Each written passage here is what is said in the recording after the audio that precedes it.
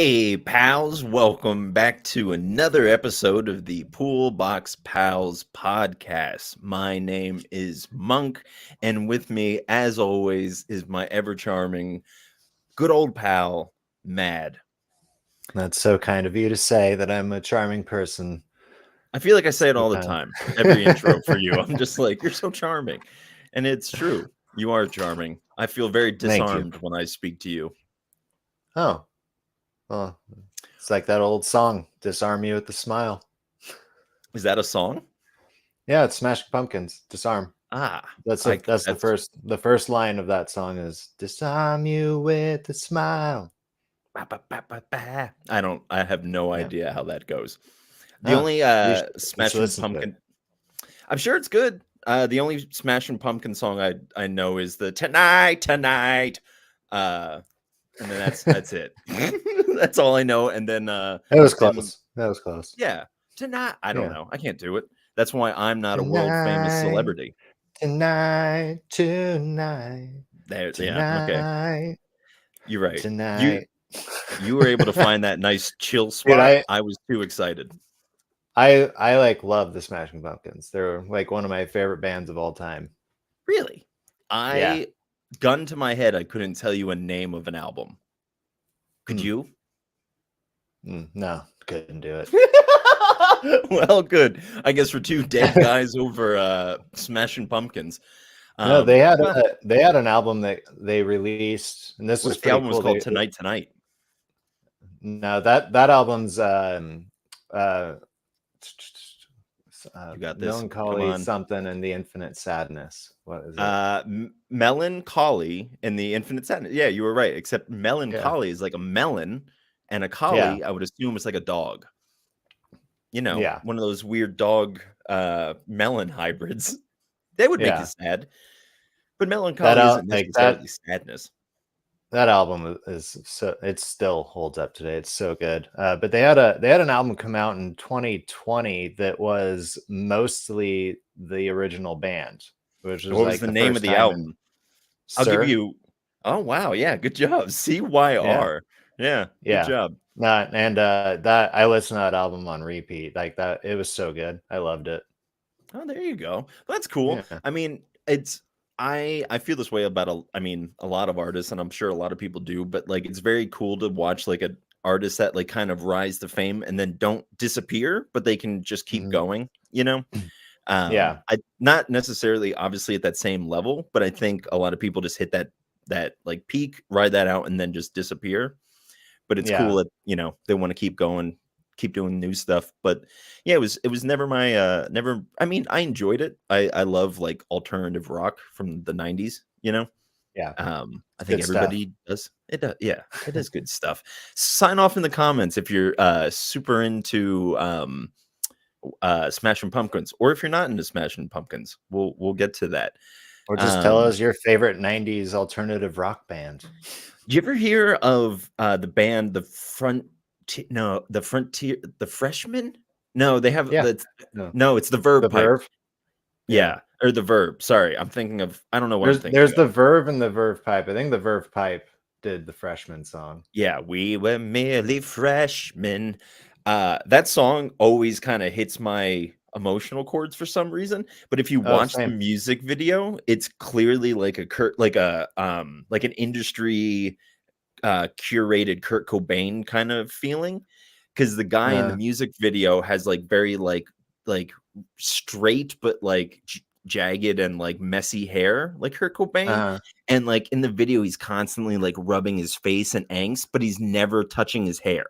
Is like such an interesting thing, because they were clearly like, don't move it, don't move your hair. The chorus is coming back to me. Yeah. The life of me, I could not remember what made us think that we were wise when we never compromise. Yeah. Teenage Timmy was, I would imagine, just, you know, crying somewhere listening to that, just being like, why would I think I would never compromise? I'm pretty sure that song came out when I was still in single digits. It was like one of my first. It was like one of my first favorite songs when I was like really young. I want to guess like 92. 96. Oh, I would have been 96. 6 years old, and So you would have been entering double digits. wow. Yeah. Yeah, it doesn't give a date or like like month and day, just good old year of 1996. Yeah. It was a good So I year. mean, we're walking down memory lane here today. Yeah. You know, clearly two Speaking dudes in their of memory lane, and we're actually talking more of recent memory lane. Did you watch Echo yet? I have not. For no good reason. It looks good. I just haven't gotten Yeah. around to it yet. How about I yourself? I I really liked it, Mm, and I think it's something that's also becoming very much at the front for me. Is I'm really tired of people bashing like Marvel shows. yeah, just Like because it's like I'm the cool not thing to saying do. they're not good, but like a lot of people are just like getting really like down on Echo, and I'm just like, man, this is such a great show. Like they had a tribal people like help make it and be a Mm, part of it, and mhm. they're doing. I saw somebody post something about like I'm tired of Disney and Marvel like getting all woke, and I was just like, Marvel's always been woke. Like that's Yeah, like almost why they progressive. exist. Like, Like, yeah. Yeah, I mean, like, the but X-Men are an allegory for racism, even though they have no black people on the team, like, yeah, not until the '80s. It took them, like, 2 decades to be like, "Wait a minute. If we put Bishop on this, people might actually understand what this is about." But, yeah, I mean, yeah. you're 100% correct that Marvel has always been a place for, like Stan Lee says, the world outside your window, and for better or for worse, and I think for better, obviously, is that there's Mhm. diversity in the world and there are people of disabilities, and people all deserve to be represented in media, because I'm tired of seeing dudes that look like us and with stories that sound like ours and like backgrounds that Mhm. are similar. There's so Yeah, much more in the world than just the white guy's hero journey. There's just infinite more stories than that. yeah. Oh, dude, so I picked up that book that Ross recommended. It's not a comic, it's like an actual book, but it's about like the history Nerd. of Judaism in comics, or like Okay, Jewish culture interesting. in comics, I should Yeah. say. And I've read through the Superman and the Batman parts of it, and it's just like it's quite amazing. Just the like kind of the allegories that go across of Mm, like Superman was created by two Jewish boys in Cleveland, Ohio, and it kind of masquerades as like fighting for injustice against mhm, an oppressed people. mm, And then just like the lines that were also drawn with like the difference between Superman and Batman, and the creators of Batman also being Jewish, but how they went about like kind of also imposing their own life of like trying to hide their Jewishness, like how mm, Batman wears a mask and has a secret sure, identity and all that. And right. it's really cool. But the next chapter I'm reading is on Captain America, and then there's another one on Spider-Man. I think there's one on X-Men. Nice. Um, and I think there's like, I think I can't remember the rest of them, but I'm Sure. really digging it. So another Ross recommendation. I gotta thank Do you him remember the for. name of it by chance? Oh, hang on, it's sitting right here. Oh, well, while he's running away, I'm gonna say good job. That's thanks, Ross. I mean, Ross is always in our DMs, like suggesting stuff, and I love up and away. Yeah, yeah. That's wow. That's a very fun title. But Oh no, my goodness. like I've been enjoying it. But yeah, it's subtitle How Jewish History, Culture, and Values Shape the Comic Book Superhero. That's awesome. So I'm really So digging it. good. Well, should we dive into some of the stuff that we picked up today? Is that what we're here for? I believe so. It Oh, seems like okay. Yeah, let's something. do it. Let's do All that. right, let's do that. You want to go first since I did the sweet little Yeah, intro there? I'm gonna work in reverse alphabetical order, I guess. So Oh, yeah, first up, you're always I keeping got us on what your toes. what's furthest place from here is this issue 17. Like Yep. I'm still like getting like I'm shocked that it's on 17 already. I know, and it's still so good. I feel like the tone of it might have changed like ever so slightly, but I also think we're kind of outside of it. But the last issue, I mean, we didn't really talk about it because of the break. Yeah, But yeah, I love that they got to hear the records for the first time, or that she did. I think yeah, that was a beautiful concept. It was I love the fact that she says like they sing. You know, I Yeah. thought that was beautiful. No, that was wonderful, and like it hadn't even dawned on me honestly that they had never listened to their gods, their records. Yeah, Like same. And I until that last issue, I'm like, oh, she had actually never listened to it. right, because I And was always kind of under the how impression that beautiful they. must that be on your ears?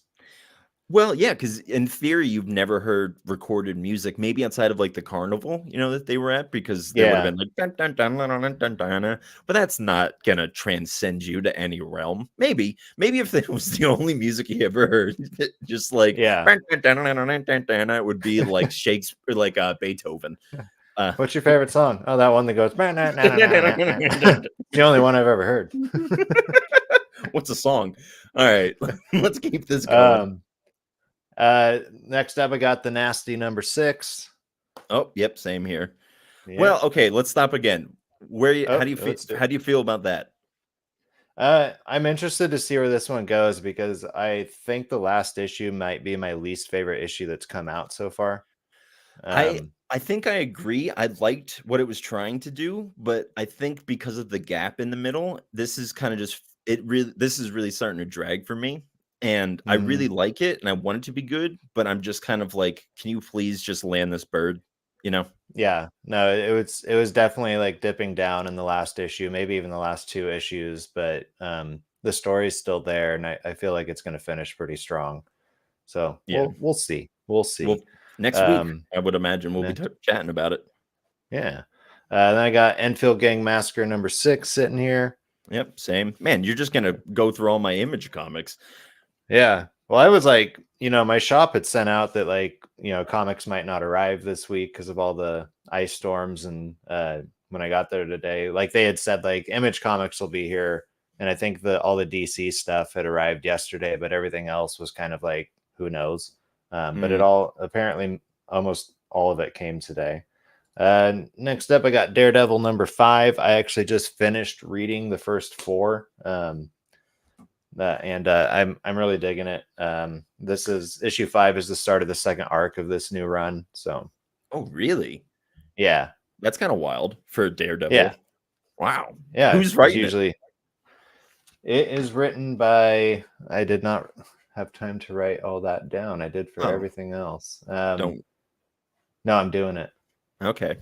Um, I could just open it up, I guess, and look, but I yeah, I was decided gonna to do it. say. It's written by Saladin Ahmed. Okay, interesting. Don't know that name. Yeah, I don't know if I've ever read anything by him, but so far, I've really been enjoying what he's written with this Daredevil run, and I'll get into that a little bit more later. So, Yeah, we'll say and that for later. then lastly, this it shouldn't be lastly. There's a few things that didn't arrive today, but I got the colonized zombies versus aliens. This is a trade. I got it too. Yeah, nice. Yeah, I'm sure that my comic shop listed that it was like a big book, if not like a trade or whatever, but I just saw it as a one Yeah, shot. And so I was like, oh cool, one shot, I'll get it.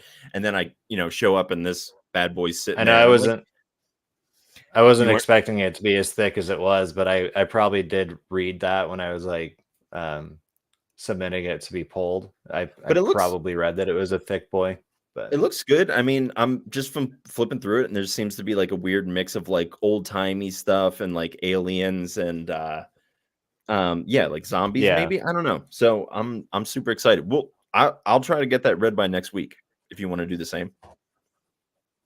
same here. A couple of things that didn't show up for me today. I was also supposedly gonna get Mom Breaks the Internet number 3 from Scout Comics, and then Our Bones Dust number 2 from Image. Didn't arrive for me today, so they're going to look into those for me. But with Scout, a lot of times it seems like it might be the next week anyway. Right. Yep. Which is a shame because I think that I can't remember if if it was supposed to be this week or not, but Banshees number 5, which I believe is the conclusion, was supposed to come out. And I've been loving that comic, but it definitely has been very staggered. And obviously that's nobody on the creative team's fault. But yeah, Yeah, I've been really looking forward to seeing how that all kind of wraps up. But is that all you got for yourself this week? That's all I got. What did you get? Okay, so I got everything that I showed you that I got of your pile, and then I got some other things. This is definitely the biggest because you had a thick stack. I did. I mean, I've kind of separated a little bit now, but I mean, with the trade paperback on top of it, kind of definitely helps. You know, yeah, that's a big looking guy. This is like definitely the biggest stack that I've had all year, which is not saying much because it's only been like 3 weeks. You know, but yeah. This comic I've really been loving, The Deviant. This is issue number 3, and I can't remember if I've said this on the podcast before or not, but my fiance and I have been reading this together. Oh, that's cool. Yeah, I think I might have mentioned this, so forgive me if I have, but we were in a comic shop together down in Philly, and she was helping me look for comics, and she saw The Deviant number 1. She's like, "Oh, this looks interesting." And so I'm like, "Well, I actually have it at home, so why don't we like read it together?" And I lay in her lap and she reads it to me. And then I go, why don't you read the psychopath in a different voice? Why are you just using your voice? Why aren't you talking like a crazy person? But that's what it's like living with me. It's a nightmare, I would imagine. But yeah, if you can't read to me in different voices, don't read to me. Even? No, that's what happens inside my head. That's not true. It's all this sound, this monotone, like baritone voice is me. That's what I hear inside my head. I don't know if I'm a baritone. Anyways, the next one that I got is one. Oh Lord, I just blinded. I just blinded everybody at home. Kill Your Darlings number 5. I originally didn't get the foil, but then I decided to get the sparkly one. And it was the same amount of dollars, so that was really nice. You like shiny things. I do like shiny things. I am a toddler. Well, I guess babies, toddlers are probably kind of over shiny things. You're getting comics read to you. Oh, I forgot to show that I too got the nasty that was sitting in there. So this next one that I got, I don't think that this is the first story of this group of people, if that makes sense, but it seems to be under a new publisher because on it says A New Beginning by L. Troz and Pablo M. Collar. It's just called Rogues, and it's from Scout Europe. So this is a European crew that put this together. Don't know where. It sounds like Spain, I would guess. But yeah, I don't know if this is going to be a comic that like I stay on forever, but like it looks cool. Cool idea of it being European, but from an American publisher. So just kind of grabbed it at the bottom. It says, and again, like this is, I wish there was a little bit more and that this wasn't just kind of ripping off the Dark Knight or like a Batman cover. Yeah. But I do like that it has like this stuff over here and like down at the bottom it has thrilling realm of sword and sorceries plus chickens. So it'll be a fun little chickens. Who don't we all, dude? Our speaking of chickens. Our last chicken has died. Oh no. I saw somewhere that like I think America eats 70 million chickens a year. Oh my gosh. Yeah, and I had this thought of being like, chickens come from dinosaurs. That's why God needed to make dinosaurs before people, so that by the time people came around, dinosaurs would be de-evolved enough to be, chickens, which we all love. Yeah. Everybody loves. Yeah. So that's if you're a creationist out there, if you believe in God, and somebody asks you why the dinosaurs, just tell them so that we could have chicken. God was preparing food for us. Solid answer. Yeah, but I mean, I don't know, but what else are you gonna do? I'm gonna just keep going with Sonic the Hedgehog, except I don't think this is about Sonic. I think it's about Fang the Hunter, who I think is this guy. And sometimes I forget that Sonic is a video game because the video game is so bad and always and I enjoy playing him, but like I just love this like fun little world of Sonic is in it. I just picked a random page. Yeah. Nothing wrong with having some fun with Sonic. And then the last thing I picked up, which should have been in with my rest of my Image comics, is Cobra Commander. And I almost picked that up, but I think I had said last week, like I don't really want to dive into a multi-series comic right now. But But I wasn't really planning on talking about this much, but I dove into Transformers #4 this afternoon when I got home, and it just continues to be really good. I mean, I don't know what I'm like expecting from Daniel Warren Johnson. He always does like a fantastic job, but Yeah. yeah, I've just been super enjoying that. So I'm glad I took the plunge. I understand like where you're coming from of just it being a lot and like to kind of gamble with, but I've been enjoying it, overall very much. So Yeah. And I think I'll eventually read them, but probably wait till yeah, they're out digitally. I was gonna say, just do what I would do with Star Wars. Just wait until it's all digital, and then just have yourself a lovely, weekend or afternoon. I think that's the best way to do that. But before we get too much farther, before we get any farther, I can speak. I put out a little call to action in our comments just to see what our listeners were up to. And listening to. Eric said super behind, but I picked up Fantastic Four. Superman, highly recommend. See what you did there. Phantom Road, I saw that. I dropped off on that. Don't tell anybody. Don't tell anybody. Wonder Don't tell the Woman. internet. Yeah, I was gonna say don't tell, and then I can't remember his name. So I can't remember his name. This isn't good. I'm falling out of love with you, Levi Shapiro. What's his name? Who wrote this? Who wrote Jeff Lemire. Jeff Lemire? Thank you. Yeah. I don't know who Chevy Bloropo. What? I said Levi Shapiro, but Levi Shapiro. yeah, that's no good. Just keep rolling. And John Constantine, Hellblazer, Dead in America. That's the full title? That's a wild title. But that sounds like a good read. I wish I was reading the Fantastic Four. And then T. Pesky, good old pal, the author of Junction Jones, said, I should have Our Bones, Our Dust, and Miracle Man #7, maybe Cobra Commander. If it came out this week, it did. 90s indie rock bands, I guess it would have to be Neutral Milk Hotel or the Meat Puppets. Yeah, shout out to both of those. Those are I love very good Neutral bands. Milk Hotel, man. They're great. When you were young, you were the king of carrot flour. However the heck that song goes. Nailed it. Oh goodness.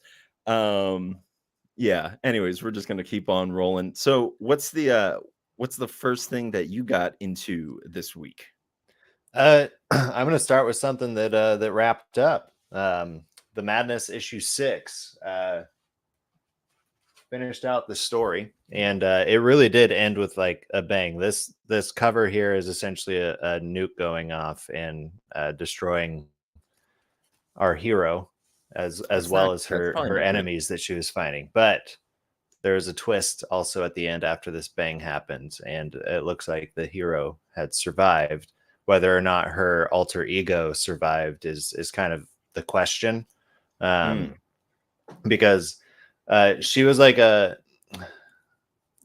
essentially she was a split personality, or so she thought. She thought she had this imaginary friend that she grew up with, but it turns out this imaginary friend was like another entity floating around the cosmos and looking for the right person to attach to. And so like the main character, not drawing her name out of my mind right now, she was like a powered person. Like she had powers, but Raven comes in and actually like helps her powers be like stronger and more focused. And it just like the whole series all the way through is just excellent. I love the story. I love the build up to the ending. The only kind of gripe I had about issue 6 is that it seemed like they shoved a lot into a few amount of pages, because I think it was only 28 pages in total, and it like even some of the panels, like it seemed like they jumped over parts of the story to make it shorter. Maybe I don't really know, but it ended well. I really enjoyed it. It's written by I said his name wrong last week, but it's J. Michael Levi Shapiro. Levi Shapiro wrote this. Yeah, this is a guy that's doing the new Captain America series as well, and I had mentioned that last week. And based on the madness and based on what I've read of Captain America, I'm a fan of. I think it's Straczynski. I think that's how you say his name, Straczynski. I'll believe you. Yeah. The art was phenomenal throughout, which is done by a guy named Aco, ACO, all caps. And yeah, it was just a beautiful series that I really enjoyed. And if you haven't read it, I recommend getting it. It's from AWA. AWA always puts out bangers, in my opinion. Mm-hmm. And they're very like hidden bangers. I feel like they're just kind of like they're like I don't know, like silent but deadly is probably not the way to put it, but I kind of feel like that. I feel like whenever I dive into something from AWA, it's very like heavy and impactful, yeah, but good, yeah. And so yeah, and You've this been one on it that was for a just while. yeah, it started back in August, I think. Okay. I can't remember off the top of my head, but yeah, so this one she just has like the last two remaining members of this world's like Justice League, and they're Mm, two empowered people that she should not be able to beat. It's like yeah. going up against like Superman and I don't know, maybe like the Martian. Just Martian Manhunter, very like yeah, something like that. Martian Manhunter. Mm. Yeah, something like that. The names of those guys were Darius and Captain Marvel, or not Captain Marvel, Captain Micron. That'd be And very funny if they just tried to make another Captain Marvel, a third one. yeah, oh, and her name is Sarah. That's what the main character's name is. But yeah, so Captain Micron is the one who like initiated her like vengeful path, because he's the one who like dropped the bomb on her to try and kill her, but ended up killing just her family instead, and sent her on this path of revenge, and she made do on it. It No. was exciting and it was thrilling. Go pick it up. There you go. What more can you say? Well, I will get into one that I actually just read this afternoon, along with Transformers. This is something that Ross reached out to me about and was recommended that I get it, or told me that he had read it after seeing that I had picked it up, one or the other, but he really enjoyed it. And it is Pine and Merrimac. From Boom Studios, and also Boom. good old Kyle Starks, who did There we go. Yeah. who did I Hate This Place, and some other stuff that I really loved. So he's like definitely crawling up on my like favorite writers list. But I would imagine, even like how I feel about just this first issue, that it will be one of those that I'm just like, it comes out every month and it delivers a good story. But I don't necessarily think it's going to be one that like at the end of the year, if it's on there, it'll be low on my like top 10 list, Yeah. But before I go any further, Mad, let me ask you, which one do you think is Pine and which one is Merrimac? I think Pine is the lady and Merrimac is the guy. No, you fool. It's the name of the street that their detective agency is on, because So that was a trick question. it was a trick question. I got you so good. I made you look so stupid on the internet. Oh man, Yeah. You everyone's don't gonna point it out. you don't have to try hard. So. It's gonna be one of those internet fails. Nah, it's I'm just being silly. But yeah, so these two, they're a couple. They run a private detective, or a PI firm, whatever you Yeah. would want to call it, because Private investigators. yeah. Lene is the name of the girl, and I think Patrick is the name of the guy. I can't remember. But she was like a PI in like a big city, because when she was younger, her sister went missing. And so she got into policing and all that stuff to kind of help out all that.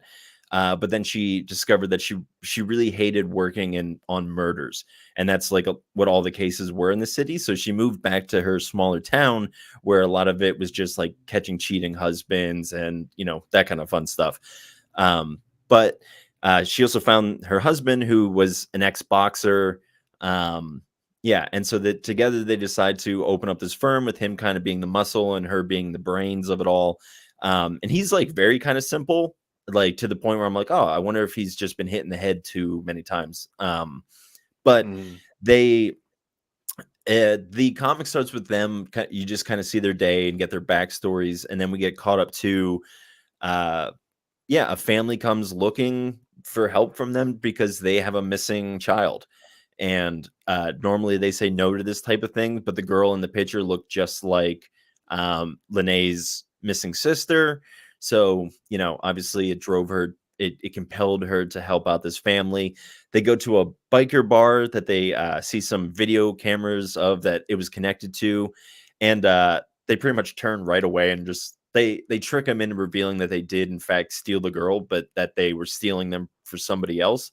So yeah, I kind of gave away the whole issue, but it is a lot of fun. It's really, yeah, it reads really well, just reads very fluidly, and yeah, I enjoyed it. So if you're a fan of Kyle Stark, I something that I will say about Kyle Stark, and I feel like this will be true for this, is that like he's not gonna write a story, and I could be proven wrong, where like I love how he approaches love, because in I Hate This Place, the couple never like there was never a question of if they were going to leave each other. It was always their devotion for each other that pushes them forward. And I feel like it's very easy to write just like a breakup, or like, you know, this is too hard on us, so we're splitting up. When I think like in reality is we need more examples of like, no, we're going to stick together through whatever it is, you know? Yeah. And I hope that he is in love, because it seems like he loves love. And so I hope that, yeah, hope that he's in love with whoever or whatever I he wants hope to be. he's in love. Yeah. Huh. So what you all went about? I'm looking through Straczynski's like list of comics he's written. He's been writing since the 80s, and I don't Oh own wow. anything of his until recently. So I find that strange that Yeah. I've never, his name's never fallen in my lap until now. Yeah. But yeah, he's Eric been a also part of says like a that he loves bunch of, Kyle Stark. Sorry, I ah, just pulled that up real I quick. mean, who doesn't? It's true. Who doesn't? But Um, yeah, so that was that. You got another one for us? yeah. So another thing I got into this week, I'm gonna put this one back where it belongs. Sacrificers, another issue 6. I got a lot of 6s. I got a bunch more today too. Yeah, geez. Sacrificer 6 came out, and this is probably my favorite issue of this series. But that's It not, really, it's an 8 arc or 8 issuers, or is that the last one? Why do I feel like uh, it's longer than I mean, I honestly, I can look it up. You can talk about it. I'll look it up. oh, I'm already He's there. already there. Well, Uh, let's this may have been the last one. okay. I don't see another one On the coming docket. out. Yeah. Oh, Oh yeah, this is the closeout of the first chapter of the series. okay. So I guess I should say I had 2 issue 6s that ended well. Yeah, there you go. Yeah, so in this one, so the sacrificers, I think I've run over this story before, but essentially there's this world and of, anthropomorphic people, and I think there's also some like, humanoid people as well. Um, and they have to give over one of their children to the sacrificers to please the gods. And so Mhm. the gods take these children, drain them of essentially their life force so that they can stay young. And Right. essentially the gods are trying to stay in power, which, we know people who are trying to stay in power. Mhm. And And they're gods. yeah, and the 2 main gods, who both represent like the sun and the moon, they have a daughter who she's trying to take down the system essentially. But she Mm, gets into trouble and she gets caught, and she gets her life force drained in the last issue. okay. Because the guy who runs all the experimentation and all the sciencey stuff to drain life force from people so that the gods can have it, he had this master plan of doing it to a god so he could become a god and so that he could be in Mm, charge. Well, it's a smart move. his plan got foiled by the really like the main character we're first introduced to, which is that little blue bird guy. He In the last issue, he like found a way out and got caught in this water tunnel system. And like right as the daughter is getting her like life force almost entirely drained, he like breaks out of this pipe, ruins the experiment, and he ends up gaining all of her powers. Hmm. And essentially it's him like at the end of it, it's him walking out being like, you know, do what you want. Like, I'm tired of you gods. I'm going to go use my new gift for like good. That's cool. So really I should have caught on to that they were setting up the next arc, but I hope this series continues. I really didn't like it at first. If you remember, like I read the preview of it in the back of, I think, In Hell We Fight, I think is where I first saw it, and I was like, oh, this is a great intro. I'm going to get on this. And then I really didn't like issue 1 that much, but then issue 2 was better, and then issue 3 got better, and issue 4 was better, and issue 5 was better, and issue 6 was better. Like it just kept building and building, and I absolutely loved it. The art was excellent. The art's done by Max Fiumara. I'm not sure if I have anything else of his, but it was written by Rick Remender, who wrote my favorite series of Righteous Thirst for Vengeance. Yeah. Okay. So, Great. Yeah. Yeah. So I'm really digging it. Like, I'm a really big fan of Rick. I've got a few things of his that, like, he always just seems to nail it. And I'm glad that I stuck with this one all the way through. So nice. Yeah, I mean, how often does that happen that you issue number 1 is kind of meh and you stay with it and then things get progressively better? I mean, that's like, I don't want to say an ideal situation to some degree, but it's better than the opposite, I think, you know? Yeah, absolutely. Yeah, I mean, if you were in a plane, you'd want a smoother landing than a takeoff. Maybe. You'd probably want it all to go well and for a door not to fly off. But that's a different story for our other podcast. I want a smooth takeoff and a smooth landing. That's what I want. Yeah, but you don't always get wanting those things. Yeah. No. Yeah. All right. So I'll get into another one that I got into, and I might have mentioned this last week, and I feel like if I did, I didn't give it enough credit for how much I've been enjoying it, because this was one that I went back to during the break. It was kind of building up in my to read pile, and I went back and I read issue number 1 and 2 and 3, which I think were all out. Like it was just sitting in my to read pile, and it is Sidequest. Did I talk about this at all last week? No. Okay. Well, maybe. If I did, forgive me. I don't think I talked about it in as much detail as I'm about to. But I really enjoyed this premise, and I've been enjoying like the whole thing so far. So where we pick up in issue 1 is in kind of this like fantasy world where there's like a guy, like kind of like a giantess, like a very tall and like big woman, you know, like Wonder Woman, but bigger, like an XL Wonder Woman. And then there's like a turtle who's like a warrior, and then like some sort of triceratops that's like the magic person in the group. And it's kind of like set up like a D&D kind of like a quest thing. Again, like they're talking about things that they have to do and making sure that they have enough inventory and power and whatnot to be able to go and do that quest. And what's really interesting in the first issue is the humanoid, or the human man. He like picks a fight with a random guy and like just gets all beat up. And the rest of the crew is like, we don't know what's going on with him lately. He's been really acting weird. And now he's just kind of like being a glutton for self-punishment. And the first time that I read issue number 1, I don't think that I picked up on this, or maybe I put it down thinking that the comic was done. But he walks into a room, and then he just goes back to his reality, and like he's totally fine. And it turns out that he was just in the bathroom for like half an hour. And so his wife, he's married and he has 2 kids. And so the wife is like, where were you? And he's like, oh, I was just, I was in the bathroom. Sorry it took so long, yada, yada. And so he has like this ability. Sorry, but like, was he like sitting on the toilet for 30 minutes and went off into this world? It really doesn't. It doesn't. What is his portal to this world? I don't. We really only see him opening a door and just going through it. So it literally might be a portal like that.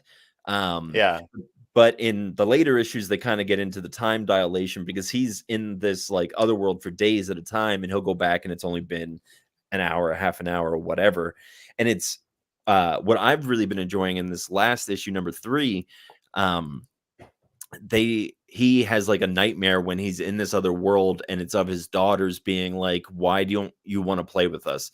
Why do you have to go off and do these like side quests, like why are you being distracted, and why do you not want to play with us? And I feel like it's so well written to be just, I'm not a parent, and so maybe you can speak to this, but the idea of like, yeah, of course, like I love you more than like anything else in the world, but sometimes I just need to be me, and I just need a break, Yeah. you know. And I think a lot of parents don't hear that, and even less probably get that. And so I think it's really cool just to see that like in a media, like just being like, hey man, like listen, and like and I imagine It's like, a big thing in parenting. Like, yeah. like with our kids, like if we need like to take a break, because we've been doing house chores all day or whatever, and the kids are shouting that they want food or need something all day, like we'll just tell them like, hey, we're gonna go take a break. We're gonna go like lay down for a little bit, or I'm gonna go read. And just Mhm. like, it's always best like let them know what you're doing, but also emphasize like I just, just taking some me time, and like Yeah. it's totally okay. Yeah. And I think like obviously like relaying that back to them in a way that they understand, of being like, hey, like how sometimes you just want to play video games and not talk, or like you just want to play with your dolls or whatever it is, I don't know what kids play with. Yeah. You want to play with your hammer, like your nails and your drill, like I don't know what kids play with. But yeah, it's important to remain you and to be true to yourself, because I think, I mean, not to get like too deep into the weeds, but it's so interesting that we have a like bodily physical response to, I'm not being the person that I'm supposed to be, that our body Yeah. knows when you're like, no, you're working too hard in another direction. And obviously you're supposed to be a parent, and not for everybody, but the people that are parents, you're supposed to be parents, and so you do take on that role, but you're still, a living, breathing soul that has desires and wants and underneath it all. And again, I have never had a child. So what do I know? I don't know my ass from my elbow for much. But anyways, Yeah. side quest is, yeah, it's just been really good. I I really just enjoy the art. It's kind of like I say, like just kind of like that new comic book standard of like just comic booky looking, but also a little bit realistic. So yeah, it's been a really good, and it's from Scout. So Nice. good publisher putting out good stuff. And I do love these covers and just how they've been looking. Yeah. I do appreciate that. Those covers are pretty rad. Yeah. Well, what else did you get into, my palo? Palo? I don't know. Palo. I tried to say something fun, and I'm a fool. Next thing I want to talk about is I talked about issue 1 last week, but issue 2 of Ministry of Compliance. So our pal Kyle, I think in their most recent podcast, like said he kind of feared that issue 2 might be a dip. I think he was right. And it like, and I'll say this though, like I still really liked it, but like issue 1 just really came right out of the gates. And I've also said in the past too that like issues 2 and 4 are like the ones for me. Like if they're gonna dip, like these are the ones to do it in. And it wasn't bad. It just like wasn't as thrilling. What just wasn't as thrilling as exciting as the first issue. But there's things that work. So again, like there's humans, and then there's like what they call biracials, which is a cross of the human and like these alien human looking people that are known as the devolution. Okay, yeah. And so in issue 1, like the devolution finds out like a wrench has been thrown into their plans, like the gears are stuck and it looks like they're all going to die. And so now they have to figure out a plan to like get off Earth and get back to like their home base. And they're just being left hung out to dry. But the main character, who she is the minister of compliance, I'm trying to remember what her name is. I don't. Abigail. She brings on a biracial on her team, but doesn't know that the biracial, and her name is, shoot, what is her name? Sarah. I can't remember. Doesn't matter. We'll call her Sarah. Maybe it's Quinn. I don't know. Oh boy. Let's see. Oh wait, no. Abigail's the recruit. I think it doesn't matter. Names are names, and we all know I'm terrible with them. Everybody is. She has her own plans to take down humans and like this alien race, and like that's where like the building point in this issue was towards the end, where she's like communicating with like her other biracials on like their plans. And so there's this like kind of mystery going on with like what they're planning, but all the actions up front with the Ministry of Compliance, like trying to make everybody comply and get this plan figured out as to how they're going to get the codes so they can get off this rock. So it was still good. It just was not as good as issue 1. And I'm sticking with it, but I'd be excited to hear what Kyle, and I know Ross is reading it as well, what they have to say about it. Nice. Well, if either of you were listening, let us know in the comments or just shoot us a DM. We got to get a Discord going. It'd be fun to have everybody in one spot. We need to do that. It would. I know we talked about it last year and we didn't do it. Maybe season 3. here's the hoping for season 3. We'll see. All right. You mind if I get into another one? One of mine? No, I want to do another. All right, that's fine. Now you go for it. I actually read. I just realized that a lot of these I read today. I read this morning before work when I was hanging out with my dogs. And because maybe it felt appropriate. It is Acid Chimp versus Business Dog. Oh yeah, how was it? So it was very good. I just want to point out, we talked last week about Mark Russell, of what he had done, and Ross came through and let me know that he did Not All Robots, which was a series from AWA that I really loved, and I'm really looking forward to that second arc. I feel like he kind of like the humor in this, if it was like a little bit more, like if it's at like an 8, if it was a 9, I would have been like, this is too much. I don't enjoy it, because it's very just like I don't want to say not thought of, but just kind of silly, very situational humor. And it's a fun time. It's a one shot about these two like weird things that exist from Ahoy Studios. Apparently they both were already in previous comics. I can't tell you off the top of my head, but the premise is that Acid Chimp, like, he is like a pet for essentially like an Avengers style group, and if you haven't guessed, he's really into acid. And I don't mean like the drug, that's what I thought it was at first, but it's actually like corrosive liquid is what he's into. Which I guess would make sense now that I'm looking at the cover. He is just holding a vat of acid. I guess if I would have spent more than 2 seconds looking at this, I would have figured that out. But then Business Dog is just like this weird like CEO that has very good intuition, I guess, because he stops a bomb from going off in this issue, and and he picks like stocks of which one to fold on, which one to buy based on bowls of like food that he goes to. And so somebody is trying to, one of the people on the board under Business Dog is trying to take him out.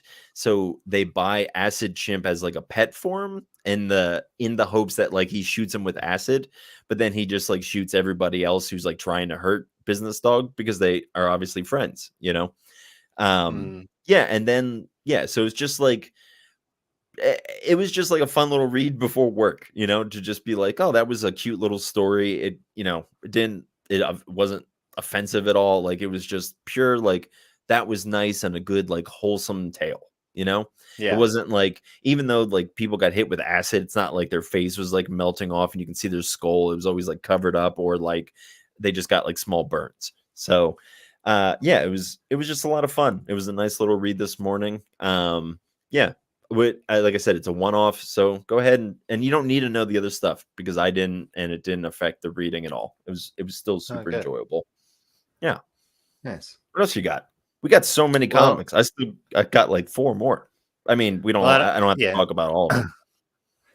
Yeah, well, usually we have a little bit of crossover, and if we were going to, it would have been this one. And you told me backstage that you couldn't finish this one because it was too sad, and it was very sad. Yeah. But it was Swan Songs number 6. I got it right back here behind me.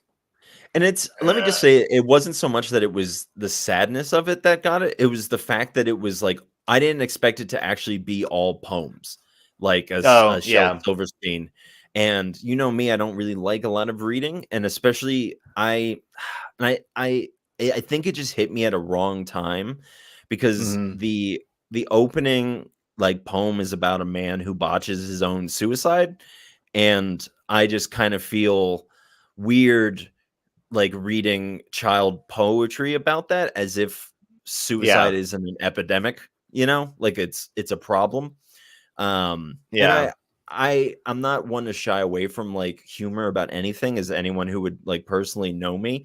It just hit me of just being like, this kind of seems really crass, and just like, it's not even that he botched his suicide, it's about him going to a mental institute, and the like how that weighs on like a family when he was like the breadwinner, and now he's had a moment of psychosis. And anyway, so like yeah. it just wasn't for me. But if you enjoyed it, I would love to hear why you enjoyed it. Well, I mean, it's hard to say that I like enjoyed it. Sure. It just, I don't know. It seemed like one of those comics that was like more a social commentary than it was Mm, something to really be enjoyed.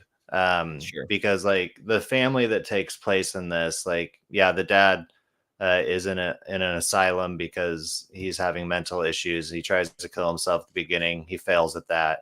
But then it also talks about like his wife and daughter and how they're at home, Mhm, and how the wife like is trying to keep up with the bills, but she just can't. And so she has to pretty much sell herself on the streets and become a prostitute. And meanwhile, their daughter's not getting any parental attention. So she starts rebelling.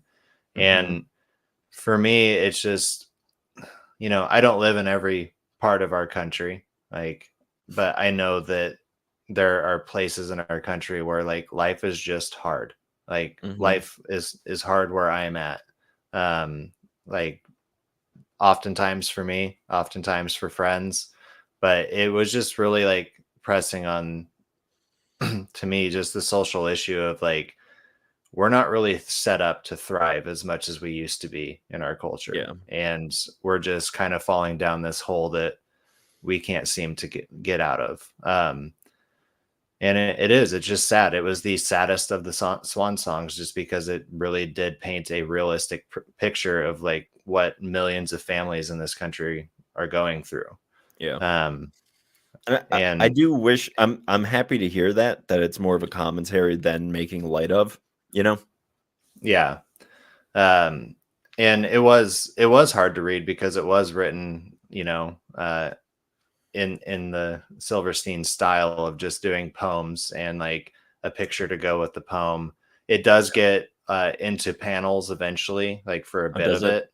Okay. Yeah, but like not like for maybe like a handful of pages. Yeah. Um, and so like, but like the tribute was really cool. Like seeing the Ice Cream Man appearance was like it was cool. It made it more exciting anyway. But Yeah. I mean, he didn't really play a huge part in it, other than he's probably the person that seems to be in the dad's head, like the Yeah. voice in the dad's head. But like that wasn't super apparent to me if that was what was going on. Mm. Um, but yeah, it's the end of the Swan Songs. The series overall, like I enjoyed it, but it was just like they were all very heavy hitting Yeah. stories. And we did know that going in, and I'm sure like at the beginning of this, I would have been, I know for a fact that I was like, I want to be as depressed as possible, which is what that is. And I will get to it, and I will read through it eventually. It was just wrong time for me, you know? Yeah. No, and So like for me, like I almost did what you did and like stopped reading it, but I was like, "Ah, I've already started. I might as well finish it now." yeah. Because it was definitely the heaviest out of all of them that had come out. So There you go. I'll finish it at some point, and I'll check back in by going, yeah, that was depressing and accurate. yeah. I would imagine. Um, The next one that I want to chat about, if you don't mind, is good old Mr. Blooddrik. He's back for another Ooh. thrilling adventure.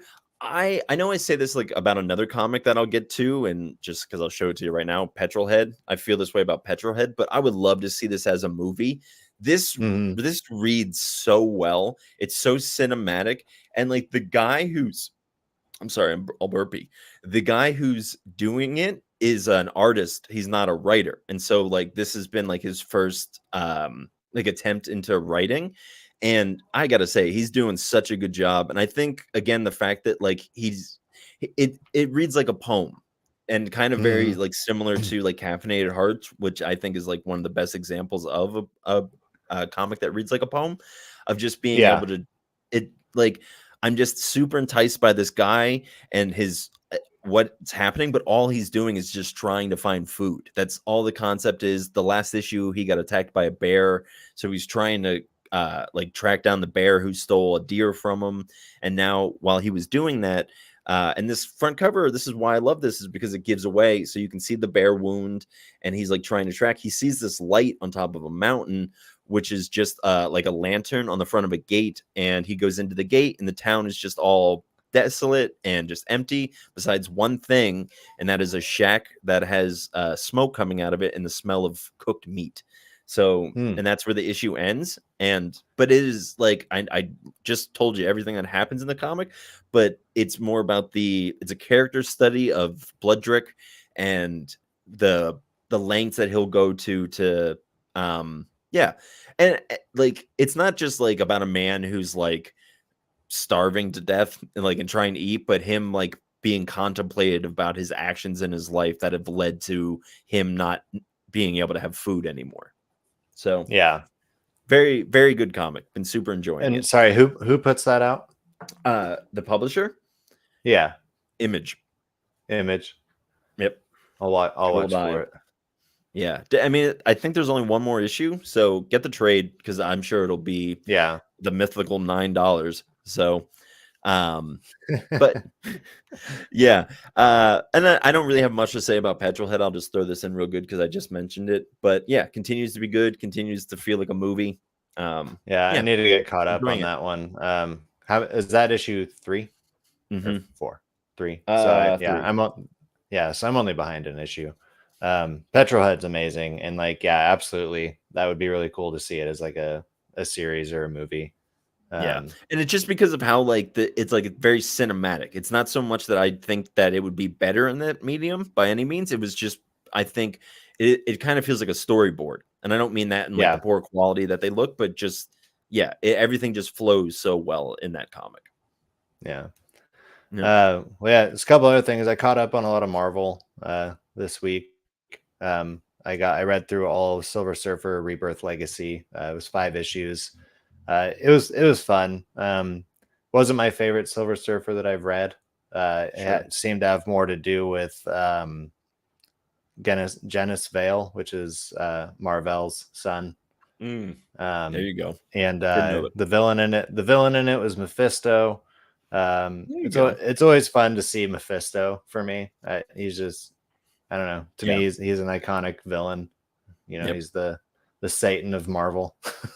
Yeah, he's he's a devil. I like that Marvel Yeah, has multiple devils. yeah. Why not? There's Um, multiple devils in real life. but yeah, I really enjoyed that. And then I also read the first arc of the new Daredevil, which I already mentioned, which is just, it's been really fun because, you know, I still need to catch up on a lot of the stuff that's come out. And, you know, Daredevil had sacrificed himself and had died, but now he had come back in this series just as a priest, and he's running an orphanage. That's pretty Um, cool.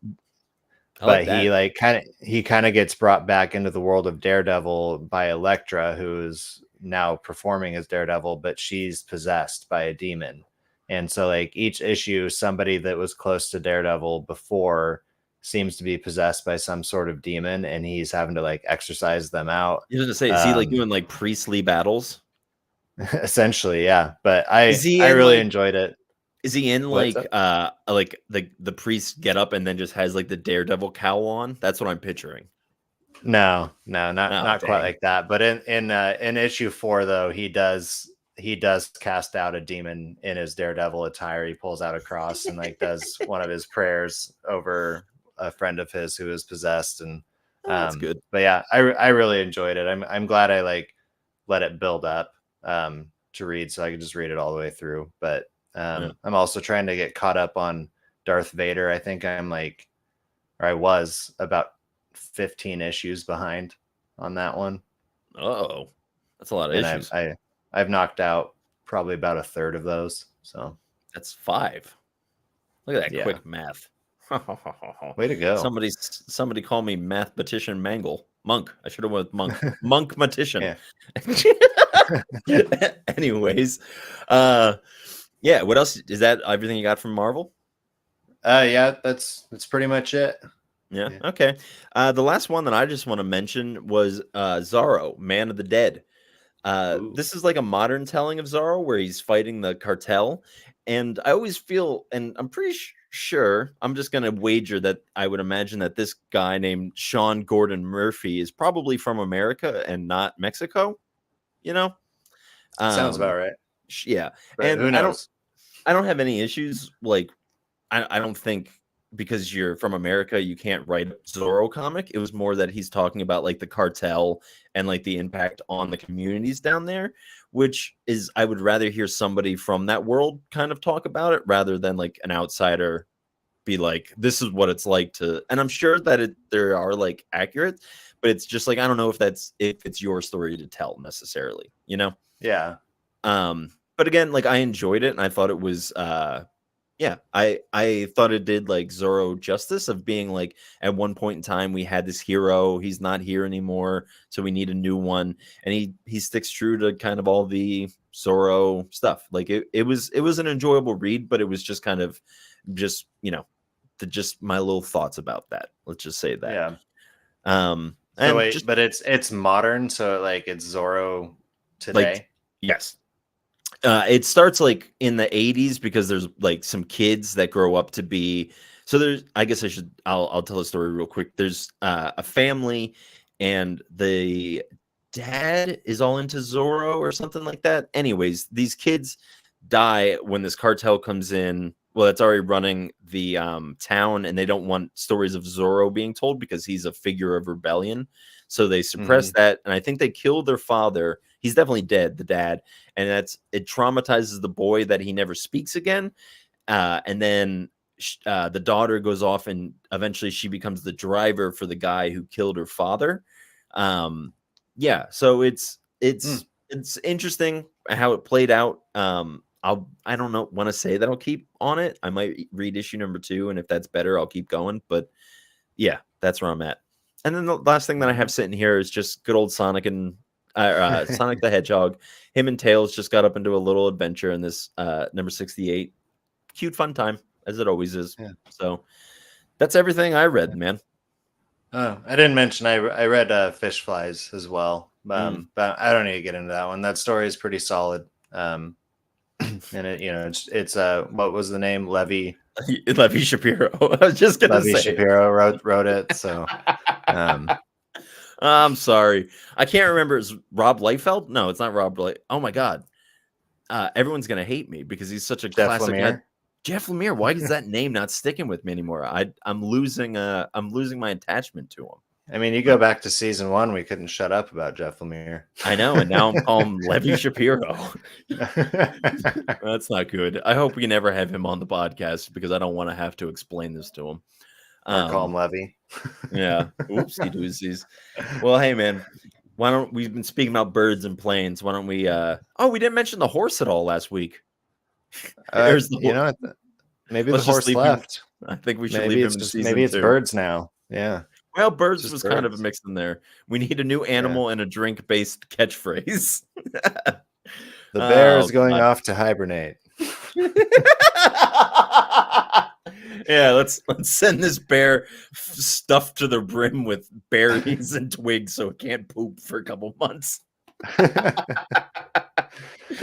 right. Well, speaking of that, thank you all for joining us, and Yeah, thanks to the pals who came on and chatted with us in the comments. If you missed us live and listening to this later, you can always chat with us on Instagram. We're also on TikTok and Twitter. You can watch us on YouTube, Twitch, and Facebook, or listen to us on Spotify, Apple Podcasts, or wherever you get your podcast. And please like and subscribe.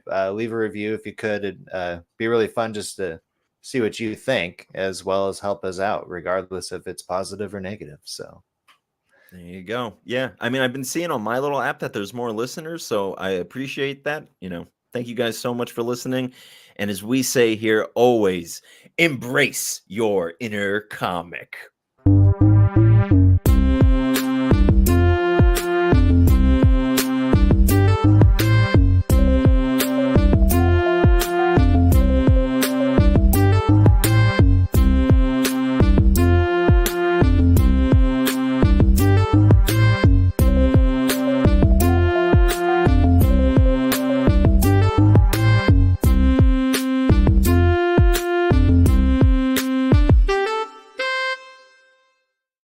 Levi Shapiro. Yeah, I heard he was. I heard he was nominated for an Eisner. Oh, really? Well, that's good. Levi Shapiro. That's when he'll just popped return. up on my screen. Wow, we did it.